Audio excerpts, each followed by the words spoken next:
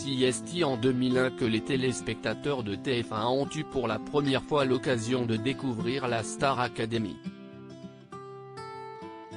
Suite au succès rencontré par l'émission Popstar sur M6, qui a notamment révélé les maths Pokora, la première chaîne a rispoté en lançant son propre télécrochet musical. Dotée d'un concept totalement révolutionnaire pour l'époque, la Star Academy s'est rapidement imposée comme l'un des programmes les plus incontournables de TF1 dans les années 2000, au même titre que Koh-Lanta par exemple. Ces deux émissions fêtent d'ailleurs leurs 20 ans d'existence en 2021.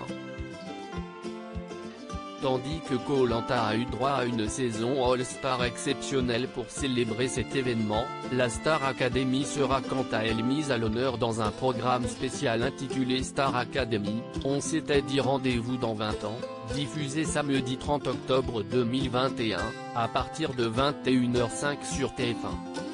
Présentateur emblématique du télécrochet sur la première chaîne, Nico Aliagas sera également aux commandes de cette émission spéciale, qui réunira les anciens professeurs du programme comme Armand Altaï, Kamel Ouali, Mathieu Gonnet et Oscar Sisto, mais aussi une très grand nombre d'anciens élèves, toutes saisons confondues.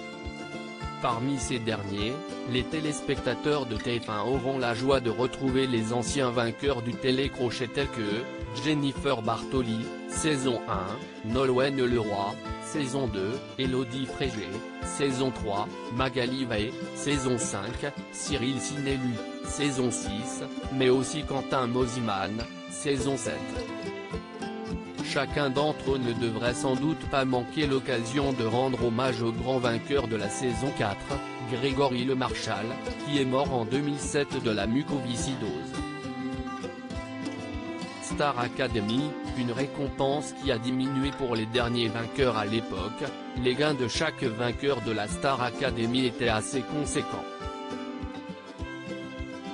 Concrètement, il remportait un contrat avec la maison de disques Universal Music, afin d'enregistrer un album, ainsi qu'une somme d'argent qui servait d'avance sur les ventes des disques. Ainsi, lors des 6 premières saisons, le vainqueur remportait 1 million d'euros d'avance sur son contrat. Le candidat devait alors vendre 500 000 albums afin de rentabiliser l'investissement de la maison de disques.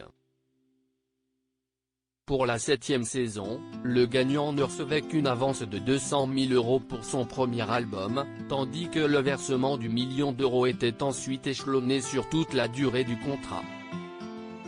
Un changement qui serait la conséquence d'une diminution des ventes de disques des gagnants depuis la création de l'émission. En ce qui concerne la 8e saison, le vainqueur ne remportait plus 1 million, mais seulement 500 000 euros. La gagnante de la seule et unique saison diffusée sur Énergie 12 n'a remporté quant à elle que son premier album. Loading DJ.